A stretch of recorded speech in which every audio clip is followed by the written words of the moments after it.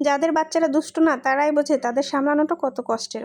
আসলে আমার বাচ্চা কাছে এত দুষ্ট, এত লং টাইম একটা ছুটে গেল, তারপর আমি কোথাও যেতে চাই না। আসলে সবচেয়ে বড় কথা তো আমি তো ডিস্টার্ব হই, আমাকে তোরা বিরক্ত করে তারপর যে আরও অন্য সবাই বিরক্ত হবে, এটা আমার ভালো লাগবে না। এর কারণে আসলে কোথাও বের হওয়া হয় না, কারণ ওরা অনেক বেশি চঞ্চল, অনেক বেশি দুষ্ট। আমার বাবার বাড়ি যাওয়ার কথা ছিল করে আর হয়নি বিভিন্ন কারণে, এই যে ঠান্ডা, এই ঝামেলা, ওই ঝামেলা, যে কারণে হয়নি। আর এখন আর যেতেও ইচ্ছা করে না তেমন। আসলে আমার কাছে সবচেয়ে এখন বেশি ভালো লাগে ওদের নিয়ে বাহিরে যেতে। বাহিরে যাব, কিছু খাবো, একটু ঘুরবো, কেনাকাটা করব। আল্লাহর কাছে আমি এই জন্য সবসময় প্রার্থনা করি, আল্লাহ আমাকে অনেক টাকা দাও যেন আমি একটু ঘুরে পরে খেয়ে দিয়ে বাসায় আসতে পারি। আমার কাছে এটা এখন বেশি শান্তির লাগে, এটাই আমার কাছে মানে রিল্যাক্স লাগে। মনে হয় আমি কাউকে ঝামেলা করতেছি না, আমি নিজের ঝামেলা পয়ে আসি আমার বাচ্চাদের নিয়ে, ঠিক আছে, এটাই আমার কাছে বেশি ভালো লাগে। তো হঠাৎ করে সকাল মানে ওর বাবা রাতেই বলেছিল যে সকালে বাজার করতে যাবে, যেহেতু খুবই মেঘলা ছিল, যার কারণে আমি ঘুম থেকেই উঠাই নাই। বলছিল যে 7:30টার সময় উঠাই দেবা, তাড়াতাড়ি যাব, মাছ টাছ কিনবো, যেহেতু মাছের বাজারটা একটু সকাল সকালে ভালোবাসে। তো এই কারণে যখন দেখলাম, আমি ঘুম থেকে উঠে অ্যালার্ম দিয়ে রেখেছিলাম যে খুবই মেঘলা, এরপরে চিন্তা করলাম যে না, এখন উঠালে এরা পাগলামি করবে, কান্নাকাটি করবে, ঠিকই যাবে। আমি ঘুম থেকেই উঠাই নি, আমি একদম 10টা বাজে তারপর সবাইকে ঘুম থেকে উঠাইছি। আর এত মেঘলা ছিল, ওর বাবা উঠে নেই। আর তার একটা প্রবলেম আছে, সে যতই অ্যালার্ম দিয়ে রাখুক না কেন, আমি না উঠালে ওঠে না।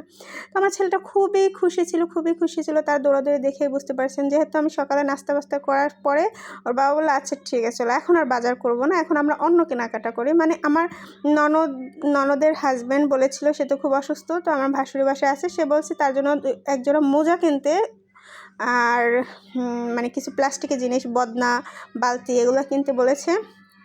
কারণ সে অজু করে, তো বদনা বালতি ছাড়া সে মানে অজু করতে পারে না। আর আজকাল তো কোথাও আসলে বদনা থাকে না কোনো বাসায়, হ্যাঁ। আর এই কারণে বললো চলো তাহলে ওইগুলো কিনে নিয়ে আসি। আর অ্যাপেক্সের একজোড়া মোজা নিতে বলেছে। তো যেহেতু আমরা ওইখানে নামার সাথে সাথে আমার ছেলে বলতেছে যে মা একটু মুড়ি খাবো, ঝালমুড়ি। তো ওর বাবা তো আসলে পছন্দ করে না এরকম জায়গার ঝালমুড়ি খাওয়া। তো আমি বলি যে না, আজকে তুমি যা বলবে তাই হবে, সব কিছুই তাকে মানে কিনে দেওয়া হবে, এটা ভাবলাম। তো আমি যখন অ্যাপেক্সে ঢুকছি তখন আমরা আসলে অত প্রফেশনাল ভিডিও মানে কি বলবো, ব্লগার না, তো সবসময় ভিডিও করতে আসলে ভালো লাগে না। আমি জানি লজ্জা শরম থাকলে হয়তো মানে আমাদের মতো অবস্থানেই থাকে, তারা হয়তো বড় কিছু হতে পারে না। তো আমি ওখানে বসে ভিডিও করিনি, বাসায় এসে ভিডিওটা করেছি। মানে অ্যাপেক্সে ঢোকার পরে ওর বাবার এই জুতাটা খুব ভালো লেগেছে, বলে কি নিয়ে নাও, সবসময় পরতে পারবা। তো আমিও পায়ে দিয়ে দেখলাম আসলেই সুন্দর লাগতেছে, তারপর আমি নিতে চাইনি, সে জোর করেই দিল। পরে আমিও নিয়ে নিলাম, আর একটু ডিসকাউন্টও চলতেছিল। তো যেহেতু সে আমাকে পছন্দ করে দিয়েছে, সেহেতু আমিও তার জন্য একজোড়া নিলাম। আর তার একটু কালো কালার পছন্দ হয়েছিল, আমি বলছি না, কালো নেওয়া যাবে না, কালো কালারটা আমার আসলে পছন্দ না। আমাকে কালোতে খুব মানায়, কিন্তু আমি কালো কালার পছন্দ করি না, কেন আমি নিজেও জানি না। তবে এবার আমার দুটো জুতাই কালো হয়েছে, এটা পুরো কালো না, একটু কী যেন বলে, মানে নীল হালকা কীরকম বলতে পারি না, যাই হোক পুরো কালো না। আর একটা জুতা কিনেছি, ওটা আমার কালোই হয়েছে, কিন্তু আমার বড়ের জুতাটা কিন্তু অনেক সুন্দর হয়েছে। সে প্রথম কালোটা পছন্দ করলে, পরে যখন আমি এইটা বলছি তখন তার এইটাই ভালো লেগেছে। আর কালোটা একটু কেমন জানি গপ্পু গাপ্পু ছিল, তো সেই জন্য আমি ওইটা নিতে দেই নাই। আসলে বাইরে গেলে টুকটাক শপিং হয়ে যাচ্ছে ইদানিং, এটা খুবই একটা প্রবলেম হয়ে যাচ্ছে, এটা ঠিক না। হ্যাঁ, মানে পকেটের আন্দাজও তো বুঝতে হবে। তো আমি সেদিনকে মানে এইটা তো অনাকাঙ্ক্ষিত জুতা কেনা হলো, কিন্তু এইটা কিনেছিলাম সেদিন আমি অন্য একটা শোরুম থেকে। এটা কোনো ব্র্যান্ডের জুতা না। আর ব্র্যান্ড বলতেই যে মানুষ হুমড়ি খেয়ে পড়ে, আসলে আমার ব্র্যান্ডের প্রতি কোনো আগ্রহ নেই। আমার কথা হলো আমি পরলে যেন আমাকে সুন্দর দেখায়, তাইলেই হলো। ব্র্যান্ড হতে হবে এরকম কোনো ব্যাপার না। তো এই জুতাটা পরলে সত্যিই খুব ভালো লাগে।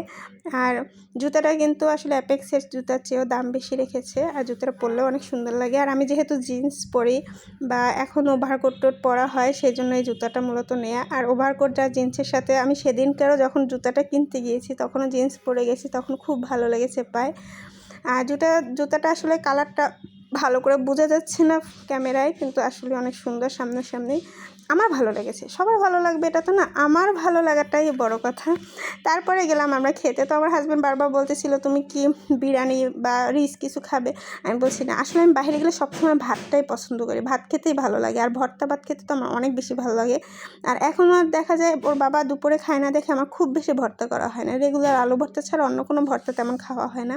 আর আমি বাটাবাটি পারি না দেখে পাটায় বাটা হয় না দেখে ভালো লাগে না। তো মাশাআল্লাহ যা ঘুরলাম খুব ভালো লাগলো, আনন্দের সময় কাটলো। সত্যি আলহামদুলিল্লাহ, আল্লাহ এই ছোট, ছোট ইচ্ছেগুলো যেন পূর্ণ করতে দেয় আমার সন্তানদের আর আমার। আল্লাহর কাছে এতটুকুই প্রার্থনা সবসময়।